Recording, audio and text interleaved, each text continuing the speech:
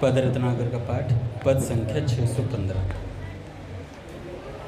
तुम हो यंत्रे मैं यंत्र काठ की, पुतली में तुम सूत्रधार। तुम हो यंत्रे मैं यंत्र काठ की, पुतली में तुम सूत्रधार। तुम करवाओ कहलाओ मुझे, नचाओ निज इच्छानुसार। तुम करवाओ कहलाओ मुझे, नचाओ निज इच्छानुसार। मैं करूं कहूं नाचूं नित ही, परतंत्र न कोई अहंकार।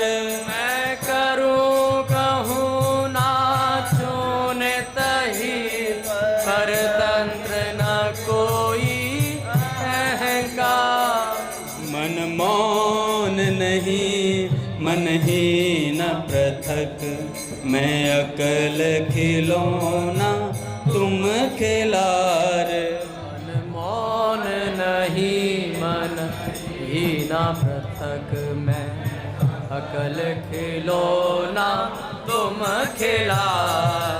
क्या करूं नहीं क्या करूं करूं, इसका मैं कैसे कुछ विचार। क्या करूं नहीं क्या करूं करूं, इसका मैं कैसे कुछ विचार।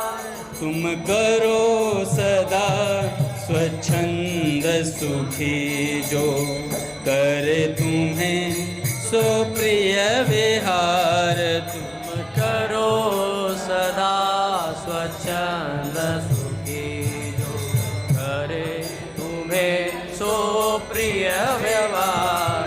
अनबोल नित्य निष्क्रिय स्पंदन से, रहित सदा मैं निर्विकार। अनबोल नित्य निष्क्रिय स्पंदन से, रहित सदा मैं निर्विकार। तुम जब जो चाहो करो सदा, बेशर्त न कोई भी करार। तुम जब जो चाहो करो सदा, बेशर्त न कोई भी करार। मरना जीना मेरा कैसा कैसा, मेरा माना अपमान। मरना जीना मेरा कैसा कैसा, मेरा माना अपमान।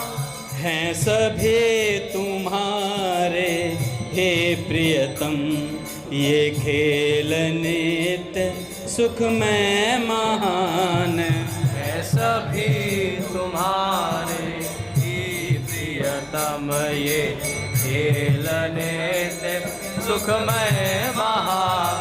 कर दिया क्रीड़नक बना मुझे, निज कर का तुमने अति निहाल। कर दिया क्रीड़नक बना मुझे, निज कर का तुमने अति निहाल। यह भी कैसे मानूं जानूं, जानो तुम ही निज हाल चाल। यह भी कैसे मानूं जानूं, जानो तुम ही निज हाल चाल। इतना मैं जो यह बोल गए, तुम जान रहे है कहाँ कौन। इतना मैं जो यह बोल गई, तुम जान रहे है कहाँ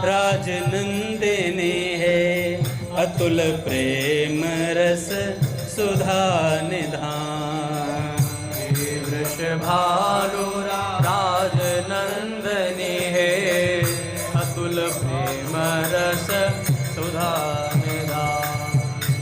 गाय चराता वन वन भटकूं, क्या समझूं मैं प्रेम विधान। गाय चराता वन वन भटकूं, क्या समझूं मैं प्रेम विधान। ग्वाल बालकों के संग डोलूं, खेलूं सदा गंवारू खेल। ग्वाल बालकों के संग डोलूं, खेलूं सदा गंवारू खेल। प्रेम सुधा सरिता तुमसे मुझे, तप्त धूल का कैसा मेल। प्रेम सुधा सरिता तुमसे मुझे, तप्त धूल का कैसा मेल। तुम स्वामिनी अनुरागिणी जब देती हो प्रेम भरे दर्शन। तुम स्वामिनी अनुरागिनी जब देती हो प्रेम भरे दर्शन। मुझ पर तब अति सुख पाता मैं, मुझे पर बढ़ता मित तुम्हारा ऋण। तब अति सुख पाता मैं, दिव बढ़ता मित तुम्हारा ऋण। कैसे ऋण का शोध करूं मैं, नित्य प्रेम धन का कंगाल। कैसे ऋण का शोध करूं मैं, नित्य प्रेम धन का कंगाल। तुम ही दया कर प्रेम दान दे, मुझको करते रहो निहाल।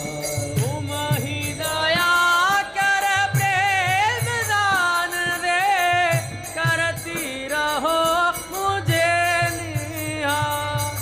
राधा राधा राधा राधा राधा राधा राधा।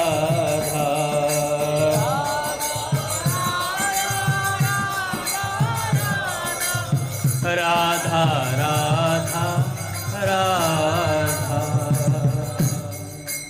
बोलिए भक्तवत्सल भगवान की जय। पूज्य श्री भाई जी महाराज की जय।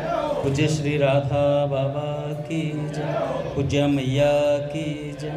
अपने प्यारे भैया की जय। पूज्य दादा की जय। भक्तवत्सल भगवान की जय।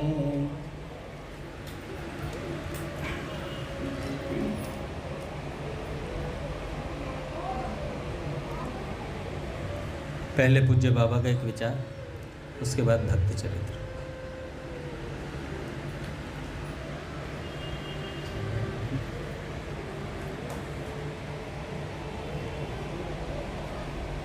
कब भगवान की कृपा प्रकाशित होकर जीवन आपका ऊपर उठने लगेगा, यह कोई कह नहीं सकता। अतः कृपा की आशा लगाए रहनी चाहिए। चाहे किसी का जीवन कितना ही पतित क्यों ना हो, कभी निराश नहीं होना चाहिए। उनकी कृपा होगी तब एक क्षण में सारा नक्शा पलट जाएगा। उनकी कृपा होगी तो एक क्षण में सारा नक्शा पलट जाएगा। महात्माओं की दृष्टि पड़ते ही क्षण भर में जीवन सुधर सकता है। पर महात्माओं का सच्चा स्वरूप तभी समझ में आता जब साधक भजन करता है। ऐसा आस्तिकता की आधारशिला में पूज्य बाबा कहते हैं कि महात्माओं का सच्चा स्वरूप समझना है तो भजन कीजिए। जितना जितना भजन करते जाएंगे उतना उतना महात्माओं का सच्चा स्वरूप आपके सामने प्रकट होता चला जाएगा। उन्हें बताने की आवश्यकता नहीं पड़ेगी महात्मा को कि मेरा स्वरूप ये है, आप जान जाओगे स्वतः। ये भजन का प्रताप होता है। पूज्य बाबा कहते हैं कि महात्माओं के निकट रहकर अगर भजन किया जाए तल्लीनता से, तो उन महात्माओं को आप पूरा ग्रहण कर पाओगे। दक्षिण में एक भक्त हुए, उनका नाम था धनुर्दास। एक वैश्या थी, हिमांबा नाम था उसका, बड़ी सुंदरी थी। उसके रूप पर वे धनुर्दास मुग्ध थे। भगवान में भक्ति बिल्कुल नहीं थी, शरीर खूब हट्टा कट्टा था। लोग उन्हें पहलवान कहते थे। बेचारे के अंदर काम वासना नहीं थी, बस रूप का मोह था।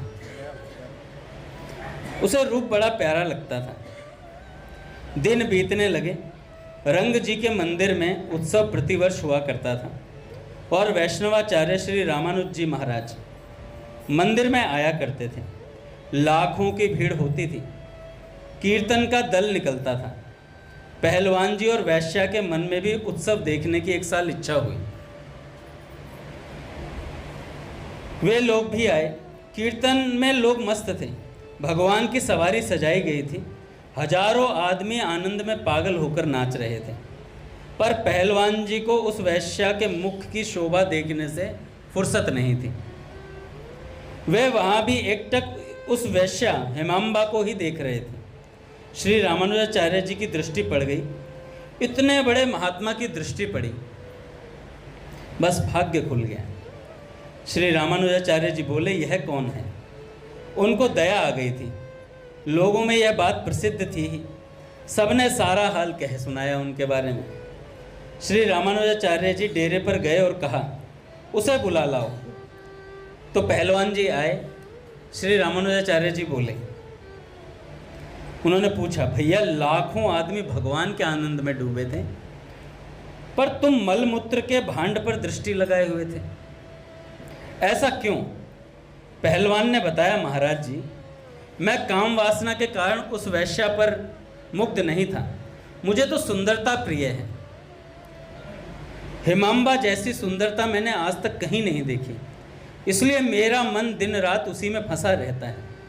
आचार्य जी बोले, भैया यदि इससे भी सुंदर कोई वस्तु दिखा दूं तो इसे छोड़ दोगे? पहलवान बोले, महाराज जी, इससे भी अधिक सुंदर कोई वस्तु है? यह मेरी समझ में नहीं आता। आचार्य जी बोले, अच्छा, संध्या की आरती में आ जाना, केवल मैं रहूँगा। संध्या आरती के बाद आया ना, केवल मैं रहूँगा यहाँ, तुम आ जाना मेरे पास। पहलवान जी अच्छा कहकर चले गए। श्री रामानुजाचार्य जी मंदिर में गए, भगवान से प्रार्थना की, प्रभु आज एक अधम का उद्धार करो आप। एक बार के लिए उसे अपने त्रिभुवन मोहन रूप की एक हल्की सी झांकी दिखा दो नाथ। इतने बड़े महात्मा की प्रार्थना खाली थोड़ी जा सकती है। अस्तु। संध्या समय को पहलवान आए। श्री रामानुजाचार्य जी पकड़कर भीतर ले गए और श्री विग्रह की ओर दिखाकर बोले, देखो ऐसा सुंदर तुमने कभी देखा है कोई? पहलवान ने दृष्टि डाली। एक क्षण के लिए जन साधारण की दृष्टि में दिखने वाली मूर्ति नहीं, स्वयं भगवान प्रकट हो गए। वहाँ स्वयं भगवान उस विग्रह की जगह प्रकट हो गए। भैया ऐसा अलौकिक सुंदर स्वरूप देखकर पहलवान तो मूर्छित हो गए। अच्छा, आज मैं राधा माधव चिंतन पुस्तक में पढ़ रहा था, भगवान ब्रह्मा को और भगवान शंकर को, शायद ब्रह्मा जी थे, शंकर जी थे, तो उन्होंने भगवान से प्रार्थना की कि प्रभु आपका वास्तविक स्वरूप क्या है? आप श्री कृष्ण हो, राम हो, क्या है आपका स्वरूप? क्या है? आप ब्रह्म तत्व हो या निराकार हो, क्या हो? भगवान शंकर ने पूछा। तो भगवान ने कहा, मेरा स्वरूप देखना चाहते हो? तो उन्होंने कहा, हाँ, आपका स्वरूप देखना चाहता हूँ, यथार्थ स्वरूप जो है, जिसे जो तत्वों का तत्व है, जो उस स्वरूप से पीछे कुछ भी नहीं है, आपका स्वरूप दिखा दो। तो भगवान ने कहा, देखो शिव। और जैसे ही बोला देखो, तो यमुना तट पर कदम्ब के नीचे भगवान वंशी लिए हुए, पीतांबर पहने हुए, अपने सखियों सहित पूरा ब्रजमंडल दिखाई दिया। पूरा ब्रजमंडल। भगवान ने कहा ये मेरा यथार्थ तत्व स्वरूप है, इससे परे कुछ भी नहीं है, और इसका दर्शन बड़ी मुश्किल से होता है, इसका दर्शन बड़ी मुश्किल से होता है। भगवान ने बात बोली, भगवान शंकर को। पट खुलेंगे महाराज।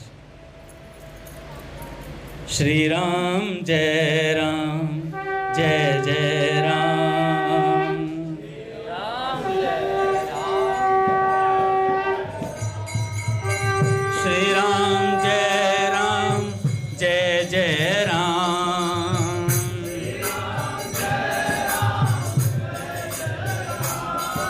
श्री राम जय राम, जय जय राम,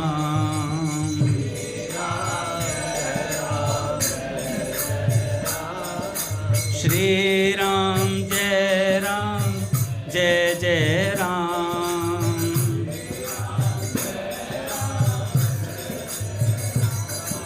श्री राम जय राम, जय जय राम,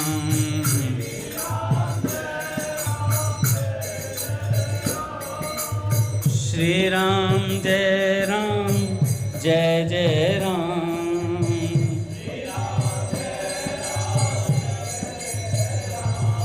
श्री राम जय राम, जय जय राम।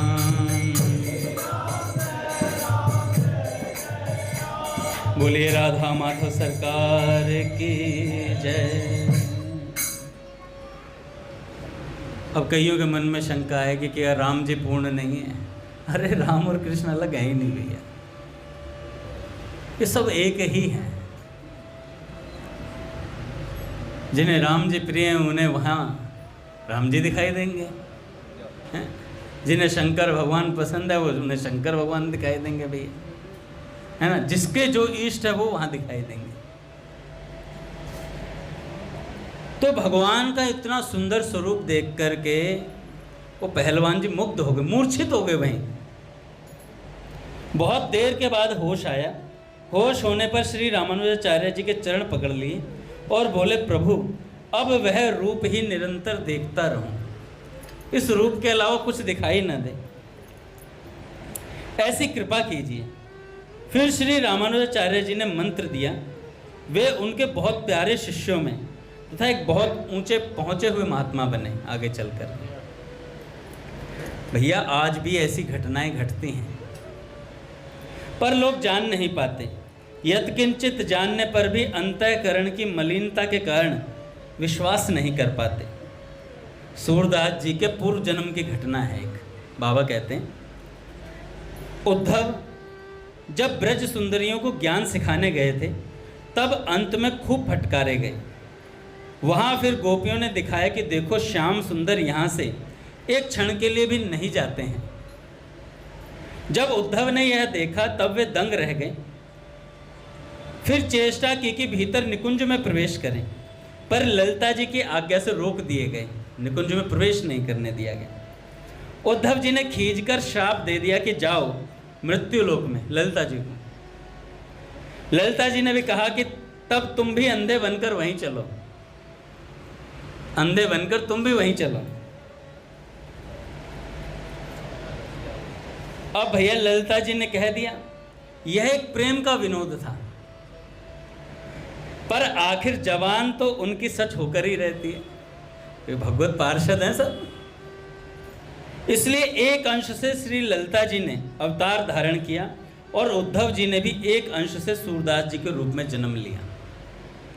ये ललिता जी अकबर बादशाह के यहाँ एक हिंदू बेगम के पास पली। बेगम उन्हें छिपा कर रखती थी, पर एक दिन बादशाह ने देख लिया। उसने जीवन भर में ऐसी सुंदरता देखी नहीं थी, क्योंकि ललिता जी के अंश से प्रकट थी वो।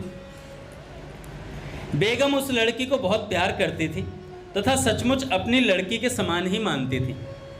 एक दिन बेगम ने उस लड़की से कहा कि बेटी तू एक दिन मेरा श्रृंगार कर दे, क्योंकि तुझे जैसा श्रृंगार करना आता है वैसा मैंने कभी नहीं देखा। उस लड़की ने मामूली श्रृंगार कर दिया। बेगम बादशाह के पास गई। उस दिन अकबर ने बेगम के ऊपर से नीचे तक देखा। उसके रूप को देखकर चकित हो गया। वह बोला, बेगम आज तो मैं तुम्हें देखकर हैरान हूँ। सच बताओ, आज तुमने कोई जादू तो नहीं किया है?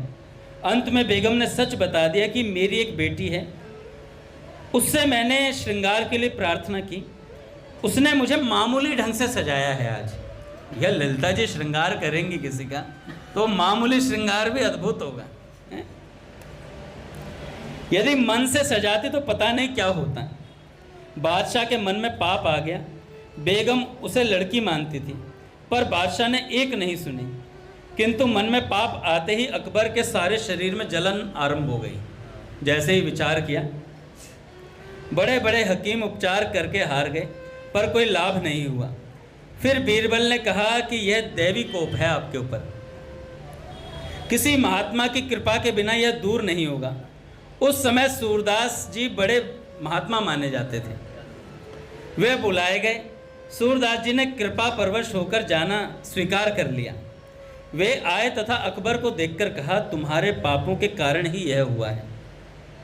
तुमने जिस बालिका पर बुरी दृष्टि की उसी के कारण यह हुआ है।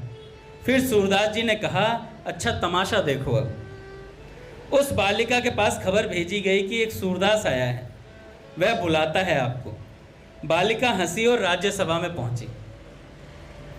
दोनों एक दूसरे को देखकर हंसे तथा बालिका देखते ही देखते अपने आप जलकर राख हो गई। सबको बड़ा अचंभा हुआ। अकबर ने प्रार्थना की। उसी पर सूरदास जी ने एक पद गाकर उसे सारा रहस्य बता दिया। उस पद में यह बालिका ललिता जी के अंश से उत्पन्न हुई थी और मैं उद्धव जी के अंश से, उस पद में यह बता दिया। पता नहीं यह घटना कहाँ तक सत्य है, पूज्य बाबा कहते हैं, पर सिद्धांत यह सर्वथा सत्य है कि दिव्य लोक के प्राणी एवं भगवान की लीला के परिकर इस युग में भी अपने अंश से भगवद इच्छा से प्रकट होते हैं। इसलिए यह कहा नहीं जा सकता किस वेश में कौन है भैया। सबको साक्षात भगवान मानकर सम्मान करने में ही लाभ है। हाल की बात है, वृंदावन में एक महात्मा रहते थे। वे इस समय हैं या नहीं पता नहीं, खूब भजन करते थे, पर पहले बहुत नास्तिक थे। कलकत्ते में रहते थे, दलाली करते थे। श्री कृष्ण की लीला एवं रासलीला का मजाक उड़ाया करते थे। बुरी तरह नास्तिक थे। कलकत्ते में किसी के घर पर रासलीला हो रही थी, वे भी मजाक उड़ाने के लिए देखने के लिए गए। रासलीला हो रही थी, कौन सी लीला थी मुझे याद नहीं। मुझे एक अत्यंत विश्वासी आदमी ने सब बातें बताई थी, अब पूरी तरह याद नहीं है। चलो जो भी हो, रासलीला देखते देखते हठात श्री जी जो बने थे उनकी जगह एक क्षण के लिए वास्तविक राधा रानी प्रकट हो गई थी। वास्तविक राधा रानी प्रकट हो गई और केवल उन्हीं को दर्शन हुआ, उस व्यक्ति को जो मजाक उड़ाने के लिए गया था। बस उसी क्षण सब कुछ छोड़कर सदा के लिए वृंदावन चले गए। भैया, एक साधु जंगल में एक लता के नीचे शौच होने जाते थे वृंदावन में। वहां कुछ आवाज आती पर वे समझ नहीं पाते। फिर उनको या शायद उनके साथी को स्वप्न हुआ या दर्शन हुआ, ठीक याद नहीं, जिससे पता लगा कि उस लता के रूप में कहीं की एक चमारिन ने बड़ी भक्ति से उसके फल स्वरूप जन्म धारण किया था लता के रूप में।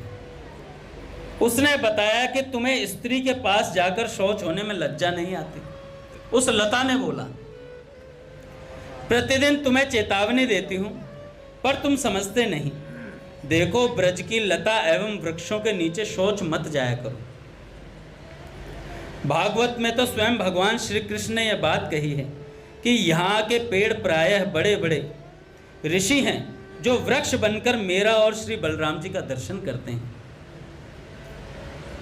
ब्रज में अब भी बहुतों को बहुत सुंदर सुंदर दर्शन होते हैं, अनुभव होते हैं। एक साधु थे, भगवान के दर्शन के लिए सब जगह घूमे, पर कहीं कोई अनुभव नहीं हुआ। सोचा अंतिम जगह गिरिराज जी चलते हैं, वहां किसी न किसी रूप में दर्शन देने की भगवान अवश्य कृपा करेंगे।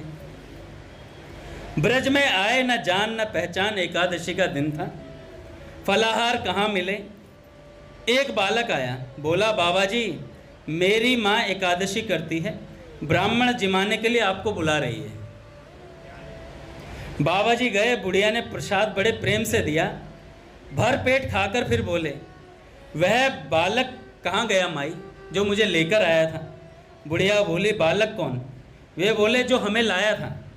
बुढ़िया बोली, मेरा ना तो कोई लड़का है, ना मैंने किसी को भेजा था, आप आ गए, मैंने अतिथि समझकर आपको भोजन करा दिया।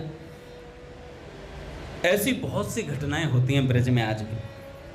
भैया श्री कृष्ण कृपा से असंभव संभव हो जाता है।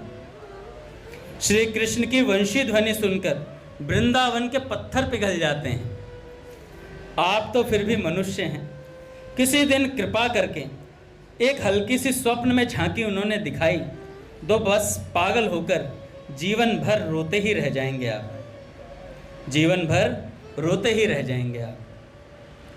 तो एक क्षण में वो कृपा होगी भैया, लेकिन निरंतर भजन करना चाहिए साधक, है ना। निरंतर भजन करने पर ही कुछ अनुभूति में आ सकता है। एक संत हुए मनोहर दास बाबा जी, सन 1857 में इनका जन्म हुआ, और भोलानाथ जी इनके पिता का नाम था और प्यारी सुंदरी जी इनकी माता का नाम था।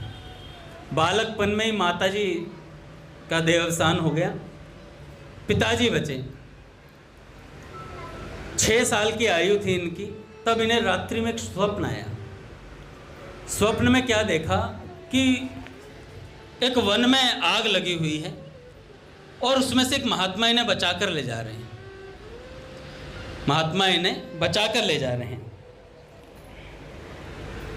जैसे ये स्वप्न देखा तो जो संत सुना रहे थे वो कह रहे थे, स्वप्न तो हम भी बहुत देखते हैं, कई बार हमारे भी ऐसे ही स्वप्न आते हैं, पर हम सोचते हैं ठीक है यार स्वप्न ही तो था। स्वप्न से शिक्षा नहीं लेते कई बार। एक साधक को स्वप्न हुआ था, उन्होंने कहा नाम मत बताना, उन्हें स्वामी राम सुखदास जी महाराज ने स्वप्न दिया। अच्छा, और बात विलक्षण ये कि फोन पे बताया उन्हें कि बेटा ये संसार असार है, ये संसार असार है। सोचो स्वामी जी महाराज ये बात बोले तो तुरंत मान लेनी चाहिए थी, पर माने नहीं गई, क्योंकि हम स्वप्न को स्वप्न समझकर वहीं छोड़ देते हैं, भूल जाते हैं बात को। तो मनोहर दास बाबा 6 वर्ष की आयु में जब ये स्वप्न देखा, तो जैसे ही स्वप्न देखा तो जैसे सुबह उठे तो सुबह उठते ही सोचने लगे कि भैया ये संसार ही वो वन है जिसमें आग लगी है और जिसमें से महात्मा मुझे निकालना चाहते हैं। ऐसी तत्काल बात सोची और उठ खड़े हुए कि अब भजन करना है जीवन में। ये निश्चय बड़ी मुश्किल से हो पाता, भजन ही करना है।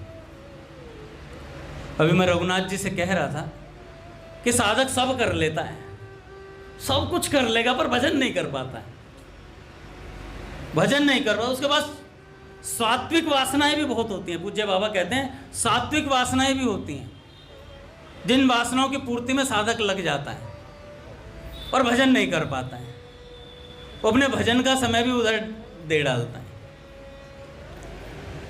तो 6 वर्ष की आयु में स्वप्न का अर्थ उन्होंने लगाया और कहा कि भैया संसार ही वो वन है और उसमें आग लगी है और केवल गोविंद का भजन ही जीवन का सार है, यही मुझे बचा सकता है। थोड़े दिनों बाद पिता का भी निधन हो गया। अब उन्होंने और मन में धारणा बना ली कि अब केवल भजन ही करना है।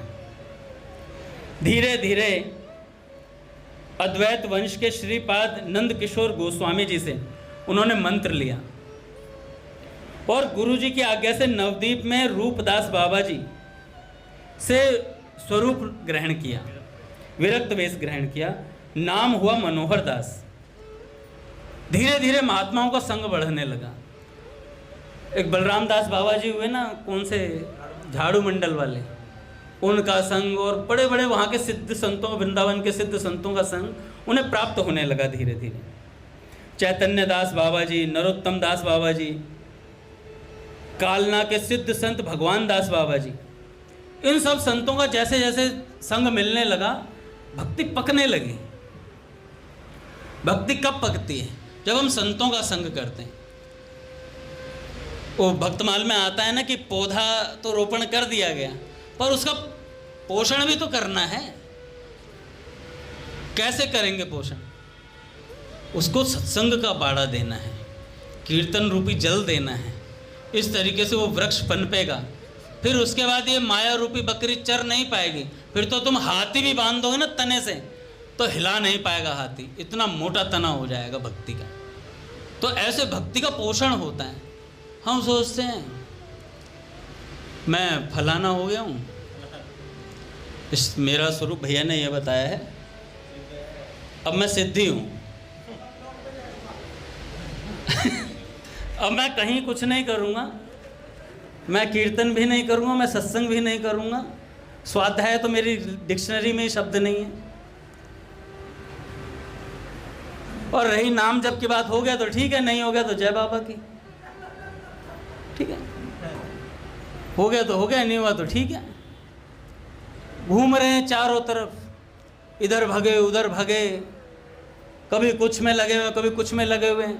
अरे एक व्यवस्था दी थी सत्संग, सब में दोष है काका, मैं सच बता रहा हूँ, मैंने महाराज जी के मुख से सुना, दोष सब में है, दोष सब में है, ऐसा कोई नहीं जिसमें दोष नहीं हो, पर गुण भी सब में है। भगवत प्राप्ति का गुण सब में है और अथाह गुण भरे पड़े हैं। अब वजन आप किसको ज़्यादा दे रहे हो उस पर निर्भर करता है, वजन आप किसको ज़्यादा दे रहे हो। पूज्य भैया से कई बार मैं पूछता हूँ, भैया ये चीज़ तंग कर रही है, सब ठीक हो जाएगा, सब ठीक हो जाएगा, क्योंकि भैया को पता है कि हमारे अंदर क्या गुण है जिससे भगवान रीझे पड़े हैं, इसलिए हमें यहाँ नारदे निकुंज में रखा हुआ है। नहीं तो मेरे जैसे को तो लात मार के बाहर निकाल दे भैया, ऐसे कर्म है मेरे, ऐसी ये व्यवस्था हमारे लिए की गई है संतों द्वारा, संतों द्वारा। धीरे धीरे भैया इन संतों से हमारा पोषण होता है, संतों की शीत प्रसादी पा पा के साधक उभरता है। पूज्य घनश्याम दास ठाकुर जी पूज्य बाबा के पास बैठे रहा करते थे, सारी गुप्त बातें बाबा बताया करते थे, रात रात भर उंगली में उंगली फंसाए बैठे रहते थे, हैं? बाबा सारी बातें बताते थे ठाकुर जी को, और सुबह कहते ठाकुर आशिक को नींद कैसी, हैं? हाँ, आशिक होके सोना क्या, ऐसी ऐसी बातें भैया।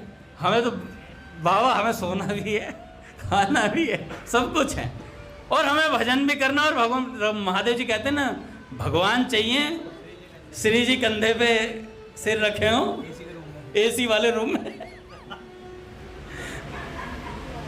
पूज्य प्रेमानंद जी महाराज कह रहे थे कल, एसी के विषय में कुछ बात थी, पूरी सुनूंगा बताऊंगा, बहुत विलक्षण बात थी। तो उन्होंने निरंतर संतों का संग शुरू किया। अच्छा, संतों का सिर्फ संग शरीर से ही नहीं होता, अगर हमारे पास संत प्रत्यक्ष में मौजूद नहीं है, मान लो भैया के पास हम कितने घंटे रहे, मेरे ऐसा तो मुश्किल से 15 मिनट, आधा घंटा, 1 घंटा हो जाता है, ज़्यादा ज़्यादा पूरे दिन में मिल लें तो मिल लें। सत्संग में मिल गए तो ठीक है, नहीं तो फिर वहाँ जाके प्रणाम करके अपना घर चले जाते हैं। फिर हम संतों का संग कैसे करें? हम कर सकते हैं भैया, भैया की वाणी सुने, भैया की वाणी भैया का ही संग है। पूज्य भाई जी का संग कैसे करें? पूज्य भाई जी का चरित्र भाई जी का संग है, पूज्य बाबा का चरित्र बाबा का संग है। तो इन संतों का संग हम कर सकते हैं। लाइब्रेरी से पुस्तकें इशू कराएं, है ना, घबराए ना। कोई ये सोचे ना इतना फाइन लगेगा इतना, अरे भाई पढ़ो, तुम फाइन की चिंता मत करो, पढ़ो पहले। और सबको ये ध्यान रखना चाहिए कि भाई पुस्तक इशू करा रहे, पहले उसे फाइन बता दिया जाए, इतना फाइन है नहीं टाइम पे देने पे, पहले उसे पढ़ लेने दो।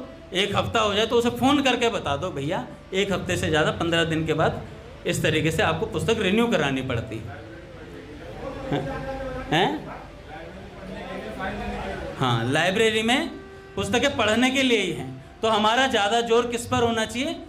साधकों के पास पुस्तक पहुँचे, इकट्ठी नहीं करनी है हमें। लाइब्रेरी बनती रहेंगी, यहाँ पे 2-2 कमरे चढ़ जाएंगे, फिर तो ऊपर भी बनानी पड़ेगी एक लाइब्रेरी। पुस्तकें ही पुस्तकें, इशू कोई करा नहीं रहा। इसलिए स्वाध्याय अति आवश्यक है भैया। दे दो पुस्तक, 10 दिन रखे 15, भैया यही तो हमारा काम है भैया, हमें यही तो करना। अब हमें लाइब्रेरियन बनाया गया है, तो मैं लाइब्रेरियन बना दे, उसके बाद 15 दिन बाद ये मेरी ड्यूटी है कि भैया मैं उससे पुस्तक वापस लेने के लिए उससे पूछूं। अगर वो कहता है रिन्यू कर दो, तो भैया आप रिन्यू करो, पढ़ लो उसे, कोई बात नहीं, पुस्तक वापस दे दे भाई। नहीं, ऐसा तरीका ठीक नहीं है। बिल्ली मरी पड़ी है और ऊँट और मर जाता है। एक तो हम वैसे ही पुस्तक इशू कराना नहीं चाहते, और ऊपर से हमें कोई एक बात बोल दे तो फिर हम वैसे अब खरीद लेंगे भाई, हैं? तू नहीं देगा इशू करा, हम खरीद लेंगे, जितना फाइन दूंगा उतने में पुस्तक खरीद लूँगा, हैं? और लेने वाले को भी ध्यान रखना चाहिए, भाई पढ़ रहा है तो अपना ध्यान से पढ़े उसे। अब ये नहीं कि एक साधक ने इशू कराई चैतन्य चैतामृत, इशू नहीं किसी की ली, वो 5 साल से घर पे ही है, दे दो उसकी। जैसे मैंने काका की पुस्तक ली थी लक्ष्य की ओर, अभी लक्ष्य ही नहीं बना, लक्ष्य की ओर चलूं कहां से? है काका, ली ना आपकी पुस्तक, मेरे पास ही अभी, तो मुझे वापस देनी चाहिए थी पर मैं दी नहीं, क्योंकि मुझे समझ वो अब आ रही है, क्योंकि मैंने महाराज जी का चरित्र अब पढ़ा तो अब समझ में आ रही है धीरे धीरे वो, है ना? तो अब दूंगा, काका क्षमा करना। तो भैया पुस्तक इशू करने वाले को भी ध्यान रखना और पुस्तक लेने वाले को भी ध्यान रखना। पढ़ने के लिए पुस्तक पढ़ें सीधे, और करना क्या है हमें, 10-15 मिनट इंस्टाग्राम कम देख लेंगे भाई, है ना? फेसबुक कम देख लो, IPL कम देख लो, है ना? पढ़ लेनी चाहिए हमें पुस्तक, नहीं पढ़ेंगे तो कैसे काम चलेगा भाई? धीरे धीरे उन्होंने सत्संग करना शुरू किया, बड़े बड़े संतों के साथ बैठना शुरू किया, और धीरे धीरे महाराज सिद्धि की तरफ बढ़ते चले गए। अब अलग अलग स्थानों पर जाते थे, फिर एक बार ही निर्णय कर लिया अब एक ही स्थान पे रहेंगे। आ गए गोविंद कुंड, गोविंद कुंड पे रह करके भजन करने लगे। अच्छा, वो जाते थे अलग अलग जगह तो तैल धैरावत भजन नहीं हो पाता था, बीच बीच में डिस्टरबेंस होता था। जिस साधक का भजन नहीं बनता ना, उसे चिंता होती है कि भाई मेरा भजन बन क्यों नहीं रहा है। निश्चिंतता नहीं होती है कि निश्चिंत ही बैठा है, हो जाएगा।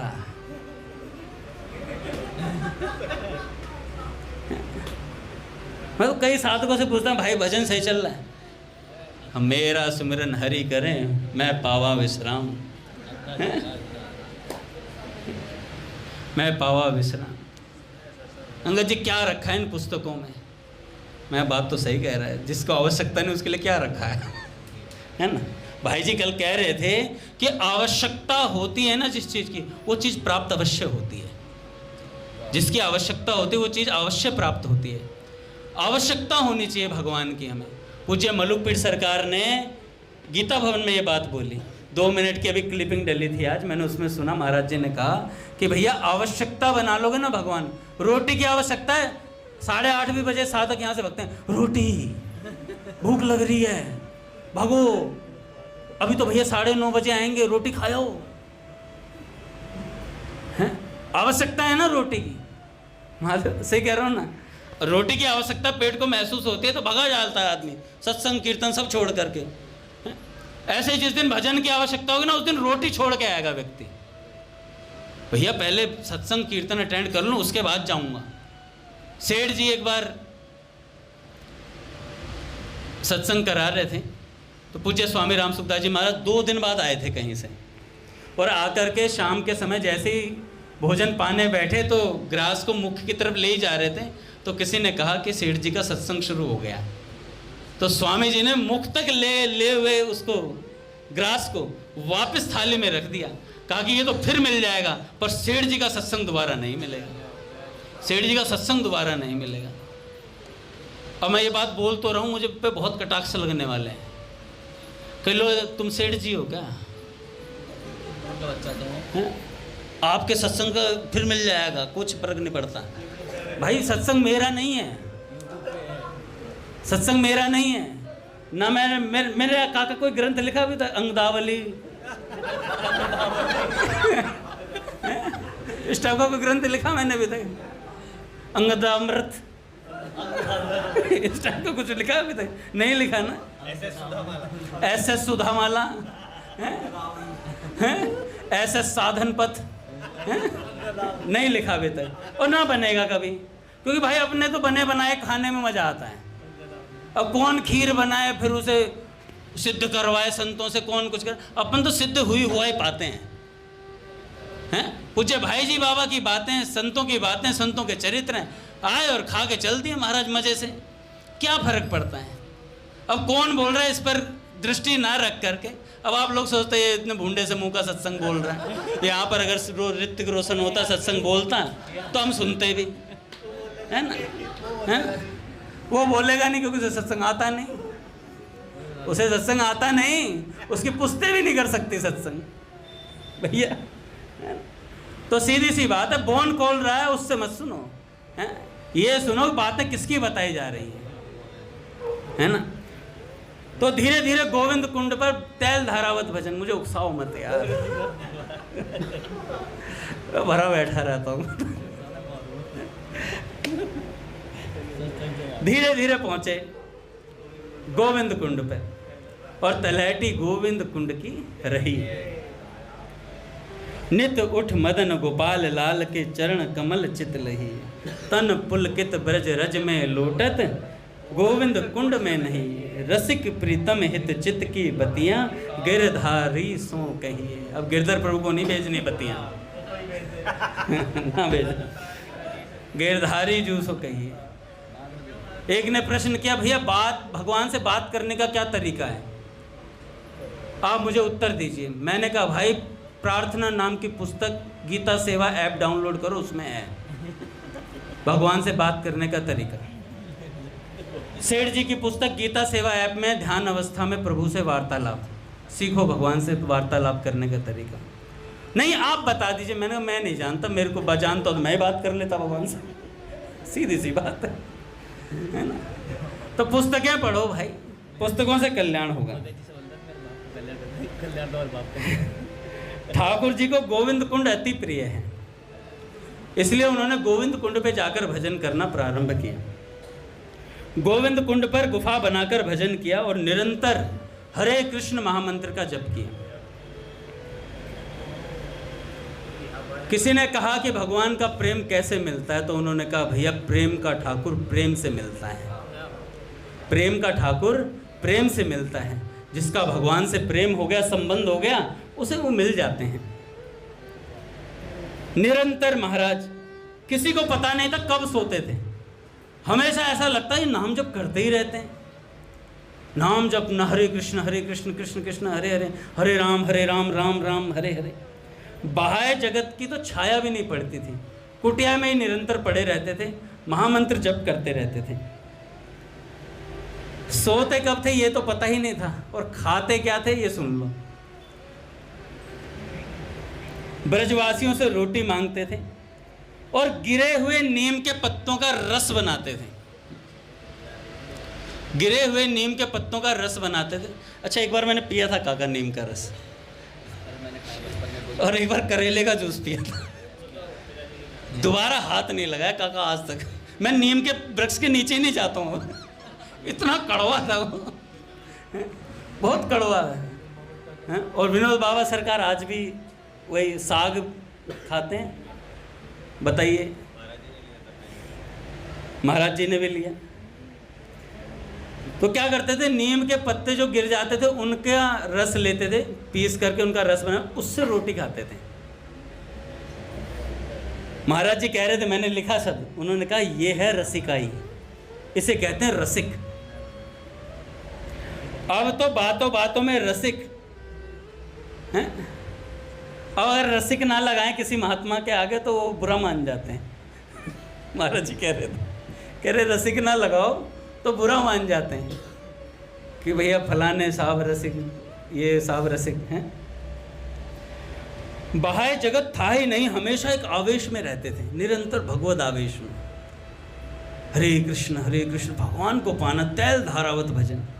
गीता वाटिका में एक परिकर हुए, बंगाली सज्जन थे वो, निरंतर हरे कृष्ण कृष्ण कृष्ण हरे हरे, हरे राम राम राम हरे हरे। क्योंकि बाबूजी के प्रवचन में उन्होंने सुन लिया था कि तैल धारावत भजन करना चाहिए जिसमें तार न टूटे भजन का, निरंतर भजन होता रहे। तो क्या करते थे, सत्संग सुना, उसके बाद कभी सत्संग सुनने नहीं गए, दोबारा सत्संग सुनने नहीं गए। और क्या करते थे, अपने कुटिया से निकलते हुए कार्यालय गीता वाटिका में कोने पे ही है, देखा हमने, वहाँ तक जाते थे हरे कृष्ण महामंत्र जप करते हुए। वहाँ भी पूरे दिन कार्य लिखते रहते थे, खाली टाइम होता तो महामंत्र जपते रहते थे। एक दिन हरिवल्लभ दादा ने उनसे पूछ लिया कि भैया आप सत्संग में नहीं आते हो, आजकल बाबूजी का 8 बजे का रात्रि का सत्संग होता है। तो उन्होंने कहा अभी बाबूजी की एक ही बात जीवन में उतर नहीं पा रही है, तैल धारावत भजन नहीं हो पा रहा है अभी। जिस दिन ये पूरी हो जाएगी उस दिन फिर आऊँगा अगली बात सुनने। एक ये संत हैं जो एक बात पकड़कर उतार लेना चाहते हैं। अच्छा हम ना ऐसा करें कि आज सुन लिया तैल धारावत भजन, अब हम मंदिर नहीं आ रहे हैं, रास्ते में कोई मिल जाए तैल धारावत भजन का अभ्यास कर रहा हूँ। तैल धारावत भजन का अभ्यास अभी हमें बहुत सुनने की जरूरत। हरि बोल। पूज्य भैया आ गए महाराज, आ गए नीचे आ गए। हरि बोल। तो आगे हम कल सुनेंगे। पूज्य भैया आ रहे हैं महाराज, कीर्तन करके।